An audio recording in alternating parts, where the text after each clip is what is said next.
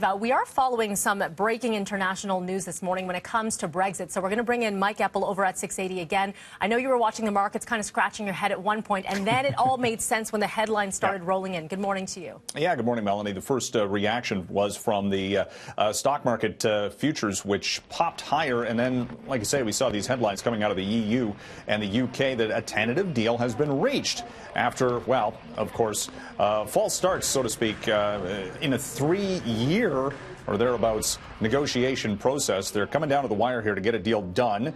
And the UK Prime Minister Boris Johnson and his EU counterpart Jean-Claude Juncker saying that, yeah, they've got a good deal, but it's still, again, needs to be approved by the various levels of government, the parliaments. The British Parliament, for example, will quickly be recalled for a vote on Saturday.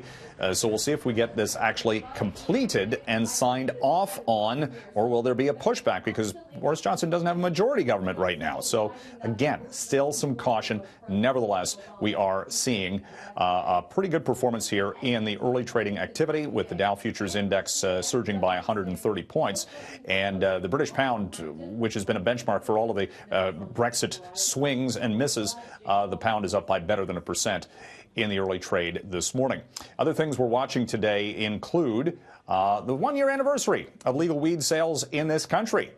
How have those pot stocks done since the legal sale of cannabis took effect a year ago this day in October? Well, those cannabis companies have actually been going up in smoke for the most part, with Canopy Growth, the biggest player.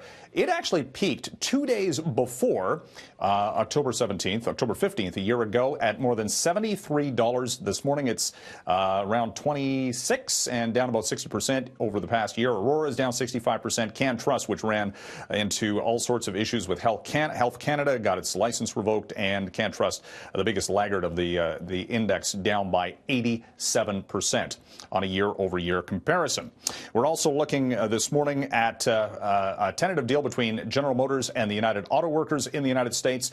They're going to be looking at a leadership vote on that for the UAW today, and then they'll put that to the rank and file likely over the weekend, still deciding whether or not to end that now 5-week strike for the U.S. automaker and, of course, the ripple effect that has had on the Canadian and operations in Mexico as well for General Motors. Melanie, we'll send it back to you. All right, Mike, thank you so much for all of this. Have a